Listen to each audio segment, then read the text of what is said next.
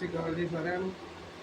ਆਈ ਸਾਪਾ red snake, ਇਹਨੂੰ ਆਪਾਂ ਚੂਹੇ ਖਾਣ ਵਾਲਾ ਕਹਿੰਦੇ ਆ। ਇਹਦੀ ਪੂਛ ਪਤਲੀ ਹੁੰਦੀ ਆ, ਲੰਮੀ ਹੁੰਦੀ ਆ, ਤੇ ਇਹ ਬਿਨਾਂ ਜ਼ਹਿਰ ਵਾਲਾ ਹੁੰਦਾ।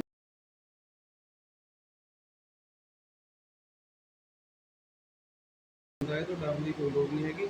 ਇਹ ਮੈਂ ਸਕੂਲ 'ਚ ਫੜਿਆ, ਹੁਣ ਮੈਂ ਇਹਨੂੰ ਛੱਡਿਆ ਮਾਮਾ, ਤੇ ਇਹ ਤੋਂ ਕੋਈ ਡਰਨ ਦੀ ਲੋੜ ਨਹੀਂ ਹੁੰਦੀ। ਇਹਦਾ ਮੂੰਹ ਪਤਲਾ ਹੁੰਦਾ ਵਾ, ਤੇ ਇਹ ਲੰਮਾ ਕਾਫੀ ਹੋ ਜਾਂਦਾ ਵਾ, 7 ਤੋਂ 8 ਫੁੱਟ 10 ਫੁੱਟ ਤੱਕ ਲੰਮਾ ਹੋ ਜਾਂਦਾ ਹੈ।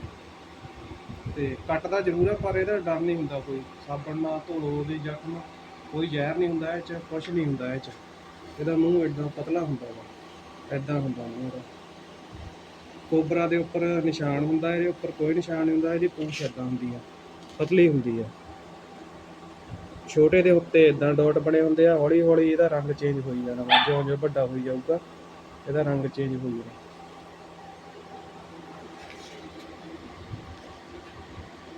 ਬਸ